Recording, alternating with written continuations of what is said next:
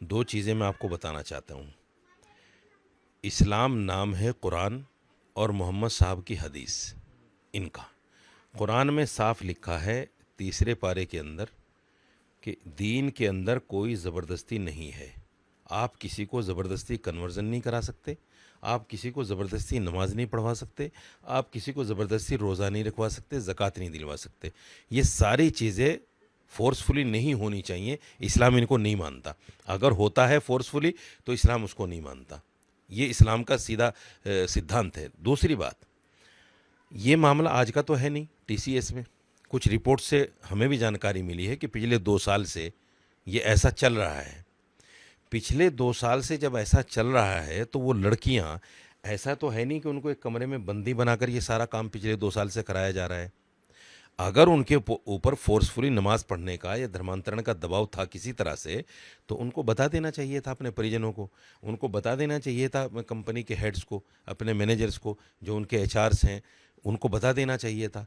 सवाल ये है कि 2 साल तक उन बच्चियों ने क्यों बर्दाश्त किया। जो लोग इसमें इन्वॉल्व हैं, मेरा सीधा सा मानना है कि अगर कोर्ट के माध्यम से वो मुजरिम पाए जाएं तो उनको कड़ी से कड़ी सज़ा मिलनी चाहिए। लेकिन मीडिया ट्रायल जिस तरह से हो रहा है और लव जिहाद कहकर या कारपोरेट जिहाद कहकर जिस तरह से इस्लाम और मुसलमान को बदनाम करने की कोशिश की जा रही है, मैं इसको बिल्कुल कंडम कर रहा हूँ।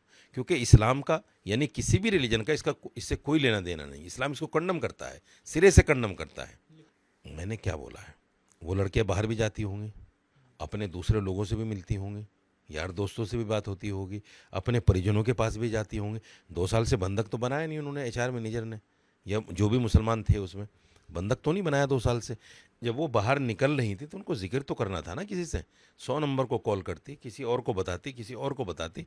अब तो इतनी सुविधा है कि आप, अगर आपको किसी ने पकड़ भी लिया, आप एक मैसेज डाल दो 100 नंबर को, बस हो जाएगा। लोकेशन भेज दो आप 100 नंबर को।